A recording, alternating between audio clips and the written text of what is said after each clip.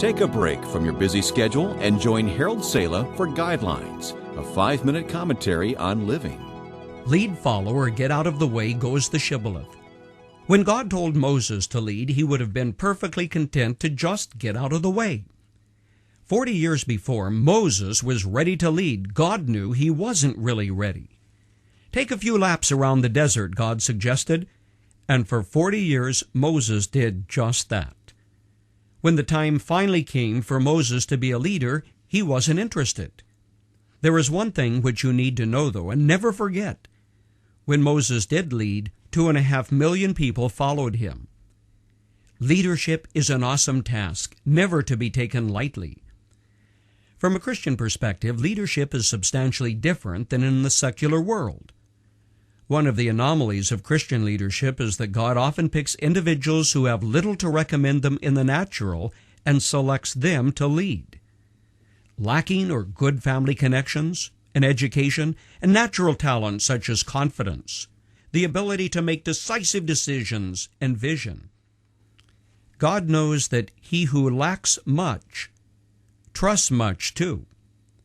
A leader needs to know where he's going, right? After all, an old Arab proverb says an army of sheep led by a lion is more powerful than an army of lions led by a sheep.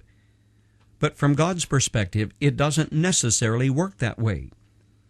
If you really believe the Lord is leading, you don't have to see the whole plan. You only need to see the next step, because a leader is also a follower.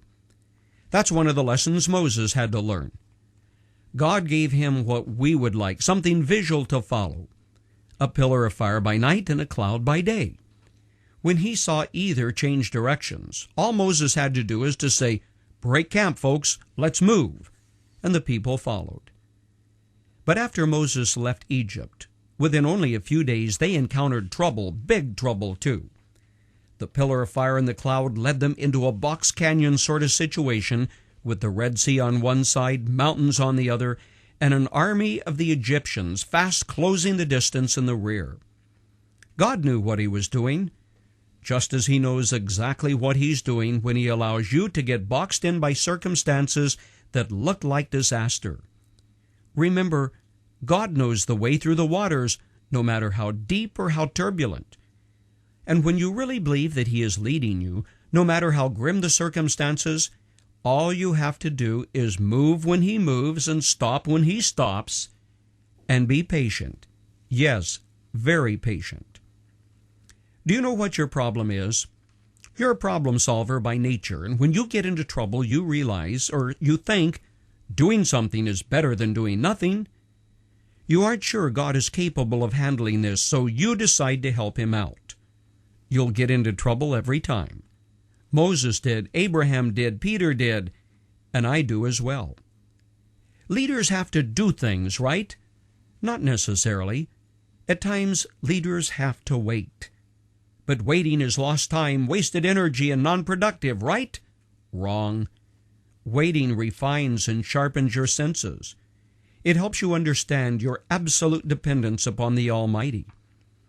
It makes you understand that without God, you are a zero minus, a circle with a zero rubbed out. Jesus said, "I am the vine, you are the branches. If a man remains in me and I in him, he will bear much fruit. Apart from me, you can do nothing." Lead, follow, or get out of the way. It may be time to step back and decide whether you are following cleverly devised plans of men, or you have heard the voice of God and are following him.